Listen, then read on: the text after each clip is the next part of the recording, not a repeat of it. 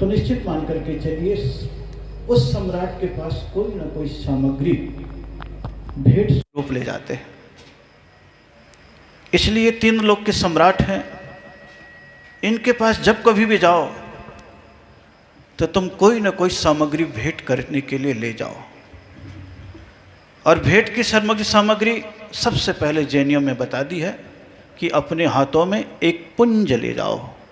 क्या ले जाओ? सामग्री का पुंज। यही विशेषता जैनियों की है कि संसार में सभी जगह लोग आपको किसी न किसी रूप में भिखारी मिल जाएंगे, लेकिन मेरे ख्याल से जैनियों में आपको कभी भी कोई भिखारी भीख मांगता हुआ नहीं मिलेगा, क्योंकि वो परमात्मा कह देता है तुम अगर मुझे मुट्ठी भर सामग्री चढ़ा रहे हो तो तुम्हारे पास इतना पुण्य आ जाएगा कि तुम्हारे लिए पेट भरने की सामग्री की कभी कमी आने वाली नहीं है। इसीलिए जैनियों में एक ही परंपरा दी गई है, जब भी परमात्मा के पास जाओ तो अपने हाथों में सामग्री लेकर के जाओ। और ये सिद्ध चक्र मंडल विधान से अपने आप में मन में संकल्प कर लेना कि जब कभी भी मैं मंदिर जाऊंगा तो अपने हाथों में चाहे बादाम हो, चाहे लौंग हो, चाहे चावल हो, चाहे श्रीफल हो, कोई भी सामग्री हो लेकर के जाऊंगा।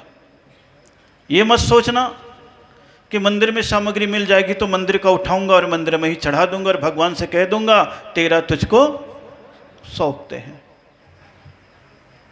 ये मत सोचना। तुम सोचना जब मेरी जेब में पर्स रह सकता है, गुटखा रह सकता है, चश्मा का डिब्बा रह सकता है, मोबाइल रह सकता है, रुमाल रह सकता है, इतना सामान मैं अपने जेब में, मैं अपने बैग में रख सकता हूं, तो हे परमात्मा तुम्हारे पास जा रहा हूं तो एक मुट्ठी सामग्री भी आपके लिए अपने घर से ही लेकर के जाऊंगा ताकि मेरे भीतर त्याग की भावनाएं और समर्पण की भावनाएं प्रकट होती रहे। यही सोच करके जाना। इतनी भावना आपके भीतर रहेगी तो जब भी घर से निकलोगे तो तुम्हारे भीतर जो एक मुट्ठी अनाज होगा वो त्याग के भावों के साथ जेब में रहेगा। और अगर वो सामग्री भी नहीं रख सकते तो ऐसी जानवर के पर्याय में रहेंगे जो स्टॉक करके अपने गले में ही सामान रखता है। उछल कूद तो बहुत मचाता है लेकिन काम किसी के नहीं आता है। सामग्री को फंसा तो लेगा क्योंकि वो संग्रह की वृत्ति उसके भीतर विद्यमान रहती है। तिर्यंच की एक एक घटनाएं आपको जब बताई जाती है तो कहीं ना कहीं धर्म के साथ संबंध करके ही बताई जाती है। इसलिए पहले नंबर पर यही संकल्प करके रखना कि सिद्ध चक्र विधान में बैठे हैं, रोज हमने 10 दिन सामग्री चढ़ाई है, मेरे भीतर यह संकल्प पैदा हो जाए। ऐसे तो हम परमात्मा के पास नहीं जाते थे, लेकिन अब मुझे अवसर मिला है कि सिद्ध चक्र विधान में बैठे हैं तो हम अपने मन में संकल्प कर लेते हैं, प्रभु जब तक कभी सिद्ध चक्र विधान मंडल में नहीं बैठेंगे तब तक तो मैं संकल्प ले लेता हूं, आपके दर्शन करने के लिए आऊंगा, एक मुट्ठी सामान, एक मुट्ठी सामग्री अवश्य ही समर्पित करूंगा। ये संकल्प तुम्हारे मन में पैदा हो जाता है तो महावीर कहते हैं तुम्हारे भीतर जो दरिद्रता का पाप आने वाला है वो धीरे धीरे विराम लेना प्रारंभ कर देता है। ये दरिद्रता मुक्ति का उपाय है। जैसे जमीन में एक बीज सौंपते हैं तो 100 बीज आ जाता है, उसी प्रकार परमात्मा के चरणों में एक मुट्ठी सौंपते हैं तो हमारे भीतर पुण्य का भाव इतना आ जाता है कि बोरे भर सामग्री तो हमारे पास अपने आप ही आ जाती है। ये केवल भाव पैदा करना है, आज केवल भाव पैदा करना है, क्योंकि सहस्त्र नाम विधान है। कौन सा विधान है?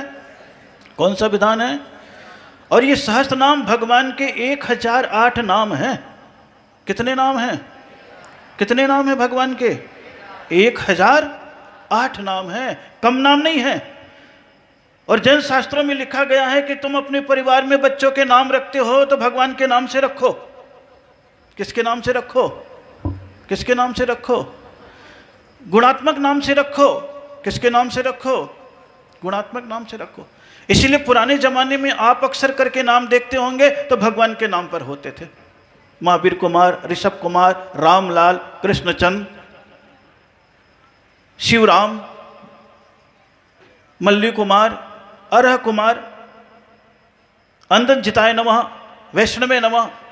ये जितने 1008 नाम आते वो नाम से रखे जाते थे। पहले कहा जाता था कि जब तुम्हारे बच्चा होता है 45 दिन के बाद जब मंदिर ले जाते हो तो एक मटके में भगवान के 1000 नाम रख दो लिख करके, और उसी में से निकालो, जो नाम आ जाता है उस नाम को उस बच्चे को दे दो।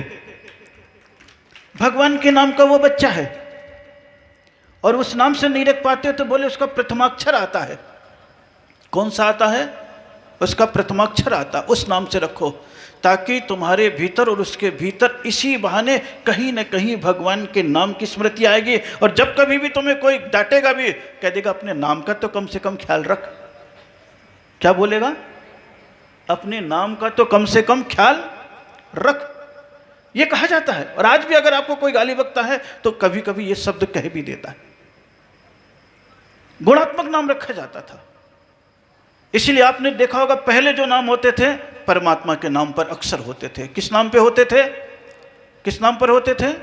परमात्मा के नाम पर होते थे। लेकिन फिर लोगों का रुझान बढ़ता चला गया, तो रुझान बढ़ता चला गया तो लोग परमात्मा के नाम को छोड़ करके संपदा प्रेमी हो गए, और संपदा प्रेमी हो गए तो उनके घर में नाम रखा जाने लगा तो अक्सर करके रत्नों पे नाम रखा जाने लगा। किस पे नाम रखा जाने लगा? रत्नों पर। माणकचंद, हीरालाल, सोनाबाई, पुखराज, नीलम जैन, ये सब किस नाम पे रखे जाने लगे? किस पे रखे जाने लगे? रत्नों पे रखे जाने लगे, क्योंकि रुझान किस पे आ गया? रत्नों पे आ गया। लेकिन पैसा अगर बढ़ जाए और उसके उपरांत सौंदर्य न रहे, अच्छा ना दिखाई पड़े, बेकार सा दिखे, तो बोले चेंज हो गया। और चेंज कैसा हुआ कि लोग सोने चांदी के नाम को छोड़ करके फिर सौंदर्य पे नाम रखने लग गए। तो सौंदर्य पे नाम रखने लग गए तो फूलों पे नाम रखने लग गए। गेंदालाल, चंपाबाई, जूही देवी, बेला जैन, गेंदालाल, किस पे नाम रखने लग गए थे? आप इतिहास को पुराने उठा करके देखते चले जाओ तो आपको पता चलते चले जाएगा। किस पे नाम रखने लग गए? फूलों पे नाम रखने लग गए। फूलों पे नाम रखने लग गए तो बोले संपत्ति भी बढ़ गई है, धर्म भी बढ़ गया है, सौंदर्य भी बढ़ गया है, तो बोले ये सब बढ़ भी जाए तो कम से कम खान पान तो अच्छा हो। बाद में नाम आने लग गए तो आप देखोगे इमरती देवी, पताशी बाई, किसके नाम आने लग गए? घेवर चंद, लड्डू लाल, किसके नाम आने लग गए?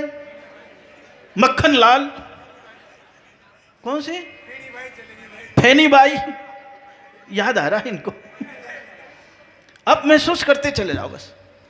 किस पे नाम आ गए थे? फिर खाने पीने पे नाम आ गए, और खाने पीने पे नाम आ गए तो आगे बढ़ते चले गए। और खाने पीने के बाद फिर लोगों का रुझान इतना नीचे आता चला गया कि ये सब नाम छोड़ करके फिर जब फिल्म चलने लग गई तो फिल्मी स्टारों पे नाम आने लग गए। उस समय के नाम अगर आप देखोगे तो वही फिल्मी स्टारों के नाम ज्यादा है जो प्रसिद्ध हो गया। उस समय अगर देखेंगे तो आप दिलीप कुमार, राजेश खन्ना, गोविंदा, अभिषेक तो बात का आ गया, अमिताभ, फिल्मी स्टारों पर नाम रखने लग गए थे। संस्कार थोड़े से बदले, और अब संस्कार इतने गिर गए कि अब जो नाम रखने लग गए अक्सर करके जानवरों के रखने लग गए हैं। टीपू, घोड़े का नाम रखा।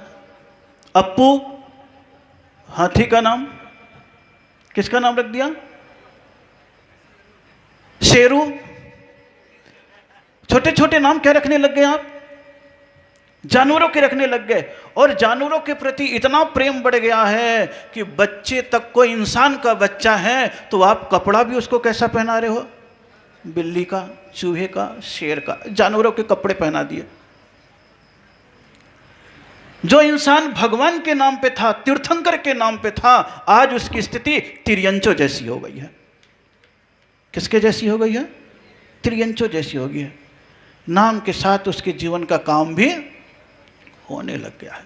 महावीर कहते 1008 नाम है तुम्हारे पास।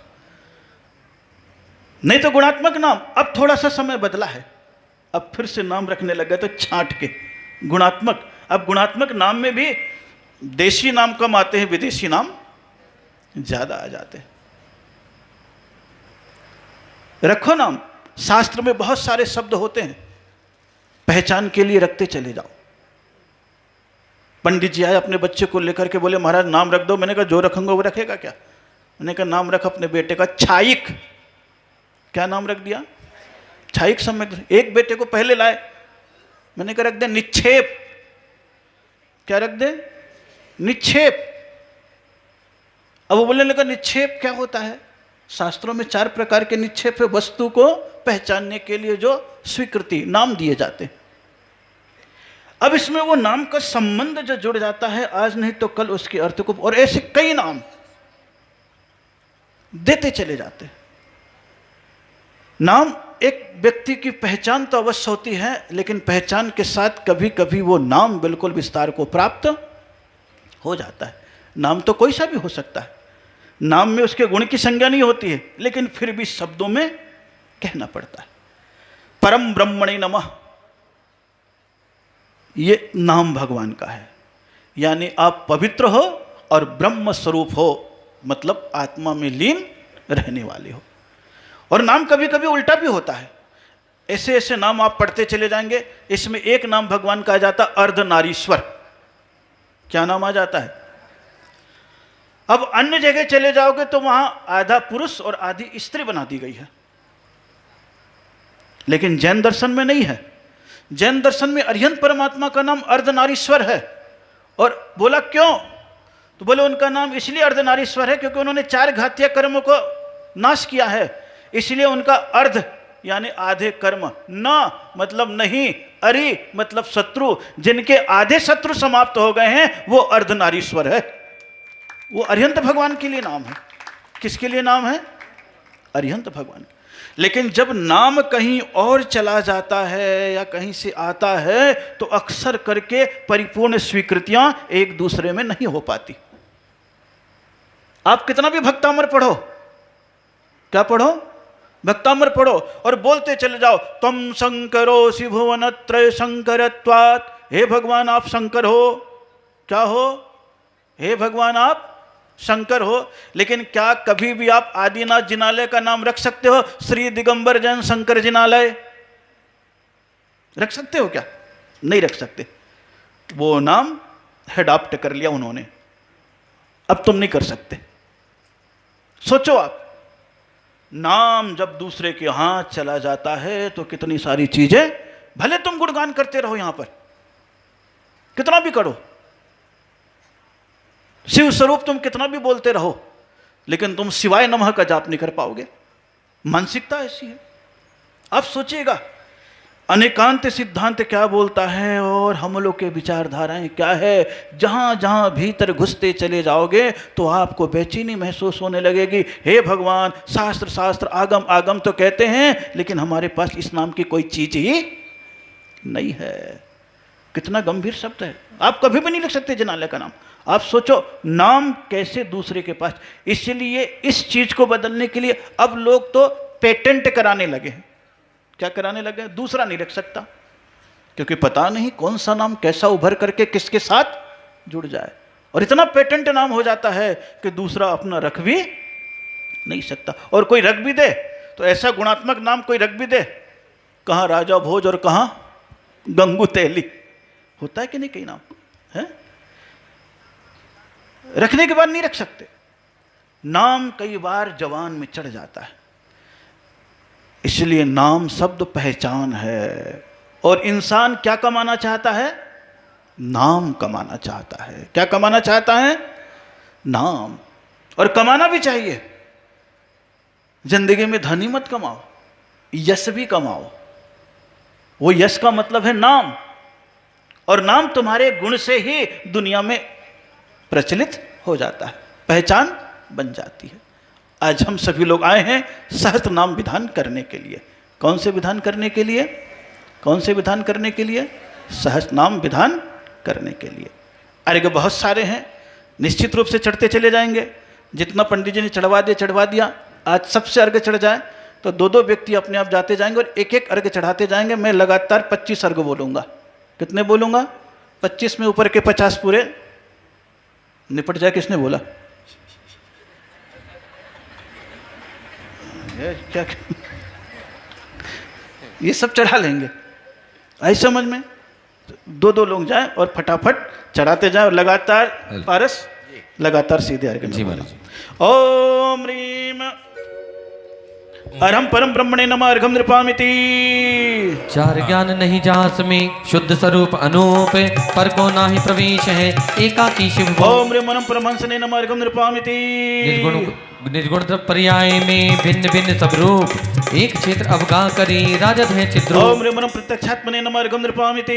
शुद्ध बुद्ध परमात्मा निज विज्ञान प्रकाश, स्वे आत्म के बोधते क्यों कर्म को ना। ओम ह्रीम परम प्रबुद्धात्मने नमः अर्घम नृपामिति। कर्म मल से लिप्त है जगत आत्म दिन रैन, कर्मनाश महापद दियो वंदो हो सुख। ओम ह्रीम परम महात्मने नमः अर्घम नृपामिति। आत्म को गुण ज्ञान है यही यथार्थ होए, ज्ञानानंद ऐश्वर्यता उदय भयो है। ओम ह्रीम महोदय नमः अर्घम नृपामिति। दर्श ज्ञान सुखवीर को पाए परम पद होए, तो परमात्म तुम भई नमो जोर कर दो। ओम ह्रीम परमात्मने नमः अर्घम नृपामिति। मोह कर्म के नाशते शांत भय सुख देन, शोभ रहित प्रशांत हो संत नमो सुख देन। ओम ह्रीम प्रशांत नमः अर्घम नृपामिति। प्रकार सो तुम में नहीं और में बंधु भाव लगा। ओम ह्रीम एक विद्या नमः अर्घम नृपामिति। कर्म पटल के नाशते निर्बल ज्ञान उदार, तुम महान विद्याधरो बंधु योग ओम सवार। ह्रीम महाविद्याय नमः अर्घम नृपामिति। परम पूज्य परमेश पद पूर्ण परम ब्रह्म काय, पायो सहित महान पद बंधु तिनके पाए। ओम ह्रीम ब्राह्मण परमेश्वराय नमः अर्घम नृपामिति। पंच परम पद पाइयो ब्रह्म नाम है एक, पूजो मन वच काय करे नाचे विघ्न ओम हरे। ह्रीम पंच ब्रह्मण बात्माय नमः अर्घम नृपामिति। निर्विभूत सर्वस्व तुम में पायो सहित स्वभाव, हीनादिक विनिल सते दंडु दान ओम दवाए। ह्रीम सर्वात्माय नमः अर्घम नृपामिति। पूर्ण पंडित ईशो बुद्ध राम अभिराम, बंधु मन वच काय करे पाऊ मोक्ष सुधा। ओम ह्रीम सर्वविद्यात्मस्वराय नमः अर्घम नृपामिति। मोह कर्म चतुर ते स्वाभाविक चुपचाल, शुद्ध प्रणाम धरे सदा बंधु नित्य भाव। ओम ह्रीम सचे नमः अर्घम नृपामिति।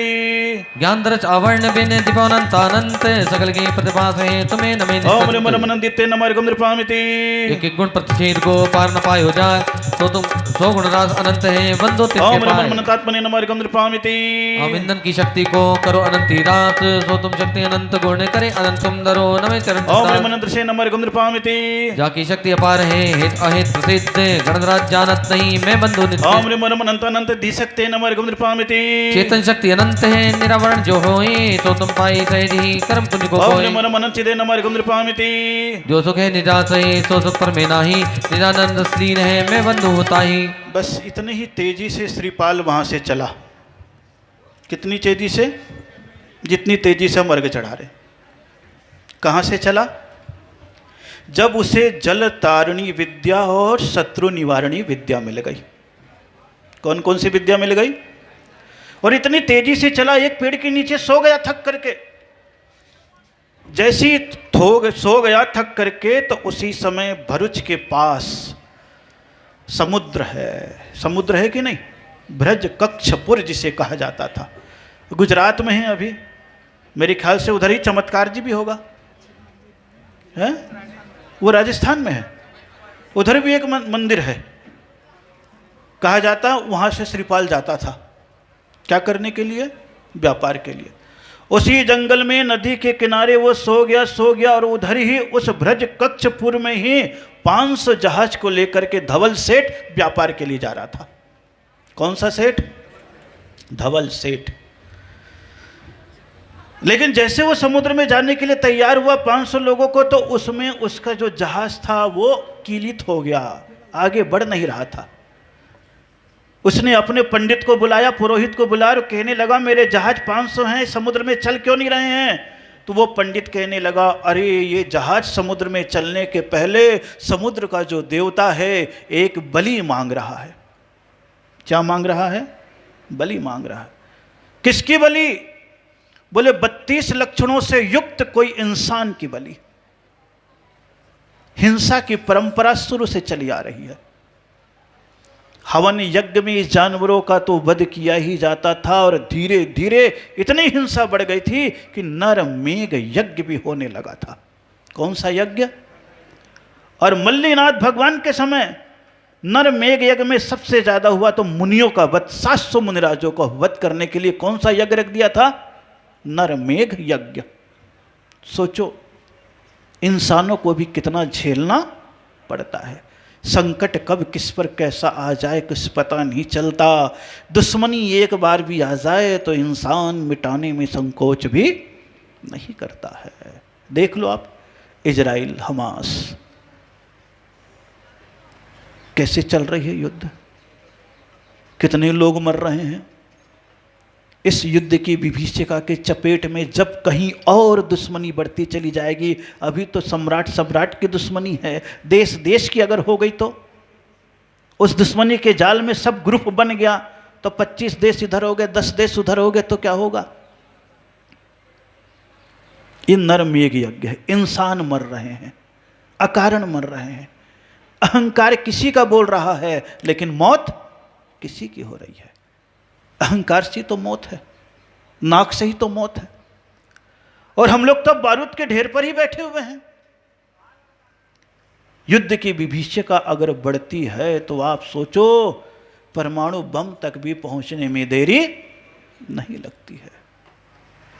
भय के लिए जो चीज बनाई गई थी, एक दूसरे से डरे, और जब कभी क्रोध आ जाता है भय के साथ तो भय एक तरफ हो जाता है और क्रोध में आक्रामक स्थितियां भी आ जाती है।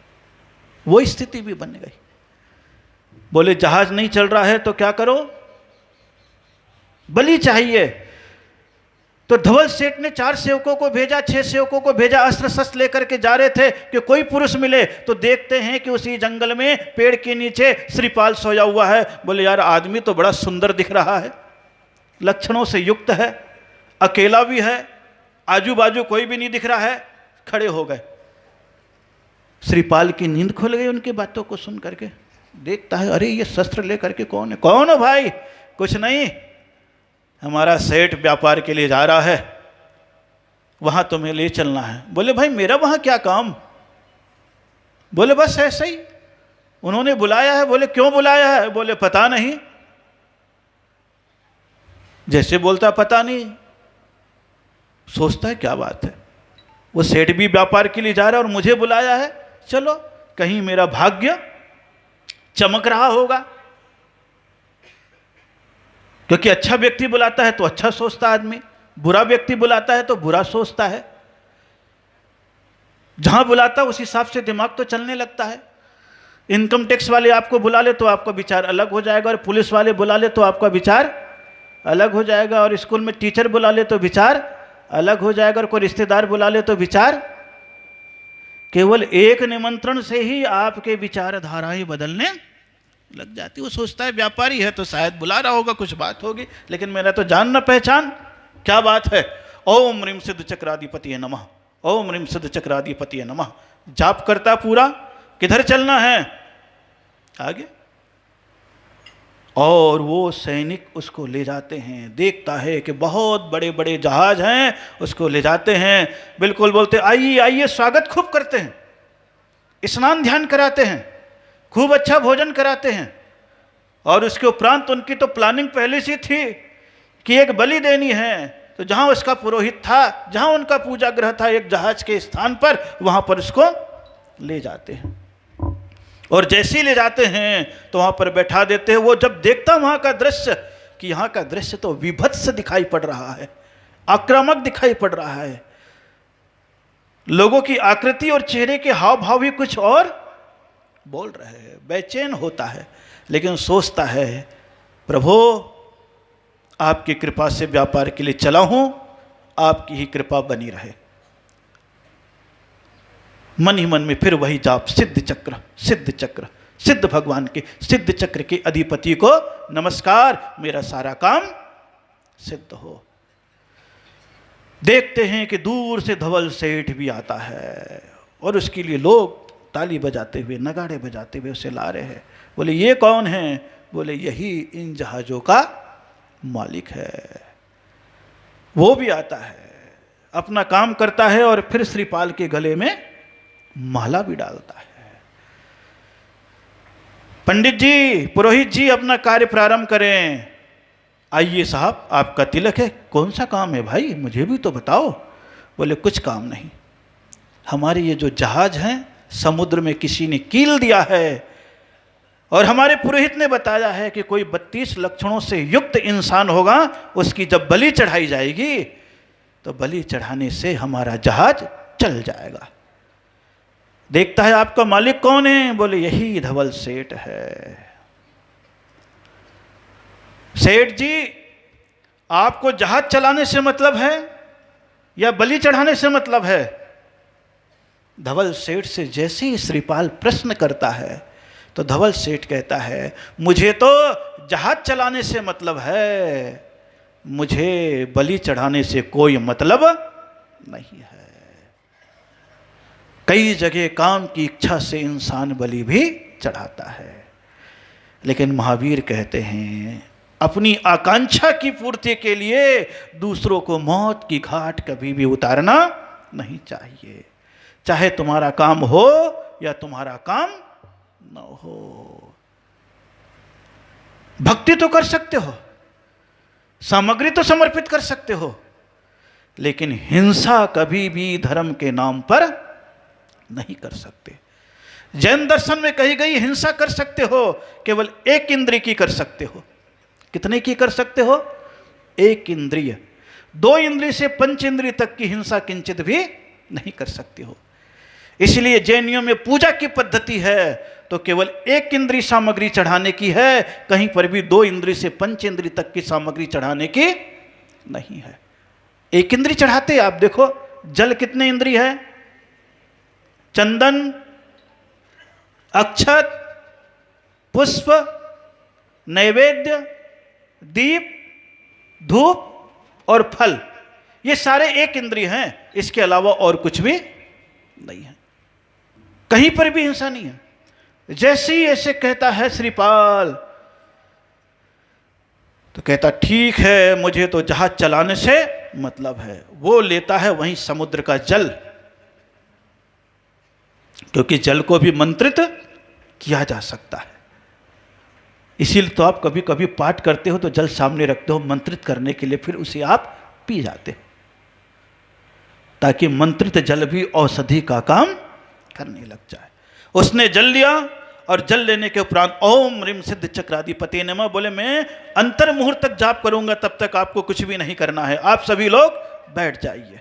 और बैठा दिया, जाप करता। अंतर मुहूर्त के बाद विद्या उसके पास आती है,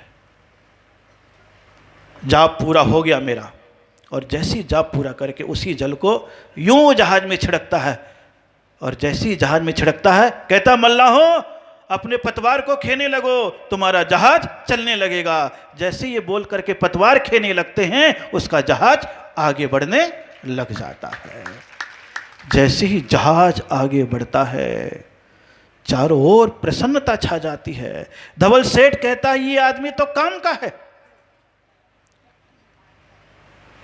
काम के आदमी को तो पकड़ते रहना चाहिए। एक दिन मनीष जी कह रहे थे ना, हर रास्ता अच्छे आदमी को पुकारता है। बड़ा अच्छा शब्द लगा मुझे वो, एक शब्द उन्होंने कहा था, हर रास्ता अच्छे आदमी को पुकारता है। साधारण आदमी तो चलते रहते हैं, साधारण आदमी होते वो भीड़ के हिस्से होते हैं, उसमें कोई विशेष आदमी होता है। हर रास्ते में कोई ना कोई आदमी मिलता ही मिलता है। धवल सेठ पकड़ लिया, आदमी तो काम का है। बोले आप कौन हैं? मैं उज्जैनी नगरी का दामाद, पहुपाल का श्रीपाल हूं। किस लिए आए हो? बोले मैं व्यापार करने के लिए आया हूं, लेकिन तुम्हारे सैनिक उठा लाए थे यहां वध करने के लिए। क्या चाहते हो? मैं कुछ नहीं चाहता, केवल व्यापार के लिए विदेश जाना चाहता हूं, मेरे साथ चलो। बोले ऐसे तो चलने वाला नहीं हूं,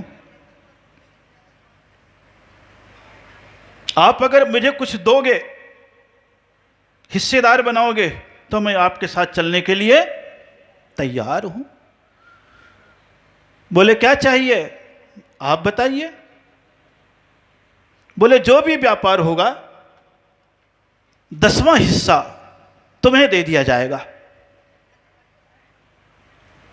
1 मिनट में ऐसा कह दिया, लेकिन श्रीपाल ने देख लिया ये सेठ और इसके साथी ने दोनों ने आंख मिला लिया है।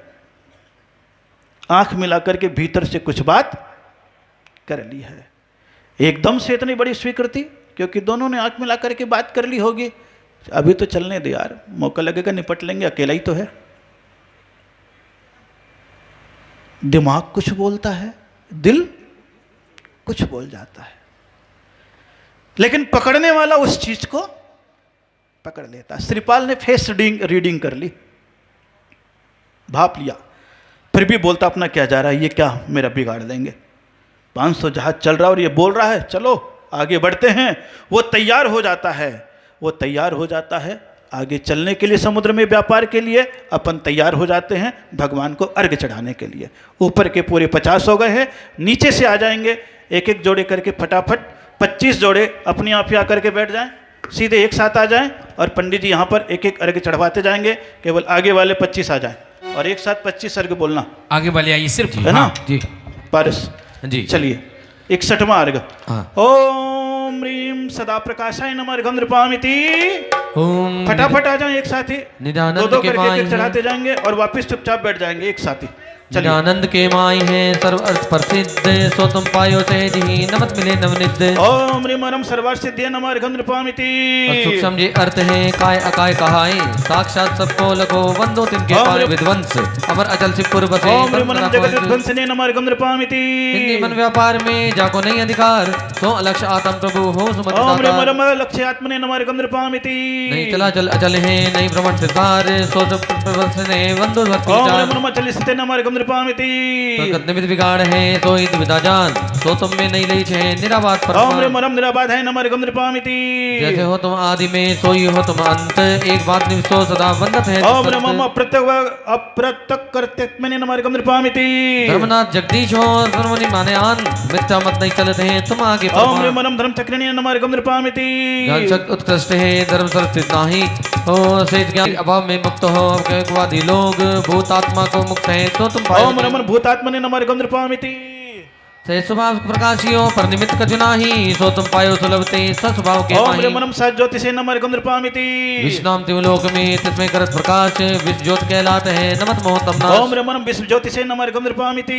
पर आदि पर इंद्रियां ज्ञान ज्ञान नाही, याते अतिंद्री करो जैसे दांत ओम माही। रमन मतीन्द्रियाय नमः अर्घ्यं नृपामिति। एकमात्र असहाय हो शुद्ध बुद्ध नृपामिति। लौकिक जनिया लोक में तुम सारो गुण नाही, केवल तुम ही में बसे मैं बंधु होता ही। ओम रमनम केवलालक लोकाय नमः अर्घ्यं नृपामिति। लोक अनंत कहो सही ताते अनंत अनंत है, अलोक अवलोकी हो तुम्हें न मिल ओम रम संत। लोकालोक विलोकनाय नमः अर्घ्यं नृपामिति। ज्ञानदान शक्ति हो फैलो लोकालोक, भिन्न भिन्न सब जानियो नमो चरण दे दोग। ओम रमनम विविक्ताय नमः अर्घ्यं नृपामिति। बिनसाय निशक्ति हो प्रकटो आप स्वयं बुद्ध से सिद्ध हो नमत तमें। ओम रमनम केवलाय नमः अर्घ्यं नृपामिति। सूक्ष्म सत स्वभावते मन इंद्रिय नहीं ज्ञात, वचन अगोचर गुण धरे नमो चरण ओम सिद्धार्थ। नमो व्यक्ताय नमः अर्घ्यं नृपामिति। कर्म उदय दुभोग वे सर्व जीव संसार, तिन सबको तुम ही शरण दे हो सुख ओम पार। रमनम शरणाय नमः अर्घ्यं नृपामिति। चित्वत में आवे नहीं पार न पावे कोई, माँ भव हो धनी नमो ओम दोई। रमनम अचिंत्य वैभवाय नमः अर्घ्यं नृपामिति। छौकाय के वाचको विश्व कई सब लोग, तिनमें तम्बनहार हो राजकाज के योग। हाँ, राजकाज के योग, किसी किसी का राजकाज का योग होता है तो किसी का व्यापार का योग होता है, तो किसी का चिकित्सा का योग होता है, तो किसी का युद्ध का योग होता है, तो किसी का पूजा का योग होता है। हर व्यक्ति का कोई ना कोई योग होता है। किसकी योग्यता किस में विद्यमान है पता नहीं। 25 अर्घ्य चढ़ गए हैं, बाकी सब ऊपर चढ़ गए, उनको नीचे उतार देना, बाद में नंबर लगेगा। अपने आप ही सब करते जाएंगे, बाकी सब बैठ जाएंगे। और योग था श्रीपाल और धवल सेठ का, और योग से दोनों की दोस्ती बन गई। श्रीपाल का व्यवहार इतना अच्छा था कि धवल सोचने लगा बातों में भी अच्छा है, शकल से भी अच्छा है, कार्य से भी अच्छा है, मेरे जहाज को चलाने वाला भी है, और ये मेरे साथ जब से चल रहा है तब से जो आपस में कलह भी थी वो भी थोड़ी कम हो गई है। परस्पर में एक दूसरे मेरे सहयोगी बनने लग गए हैं, और वो जहाज में हंसी खुशी के साथ सब चले जा रहे हैं। लेकिन रास्ते में देखता है कि बहुत सारे जहाज में कुछ लुटेरे, जिसे दस्यु कहा जाता था, वो वहाँ पर आते हैं, और जैसे ही दस्यु आते हैं आक्रमण कर देते हैं। क्योंकि दूरवीक्षक यंत्र वहाँ पर होता है, जिसे आप लोग कहते हो दूरबीन, जहाज के ऊपर लगा रहता है। उस समय भी चलता था, आज ही ये दूरबीन नहीं बनी है, मल्लीनाथ भगवान के समय में भी, राजा श्रीपाल के समय भी इसका नाम आता है दूरवीक्षण यंत्र, यानी कि जहाज पर बैठ करके किलोमीटर तक की दूरी की वस्तु को देख लिया जाता। देखा जहाज तो आ रहा है लेकिन डाकुओं का आ रहा है, सुरक्षा में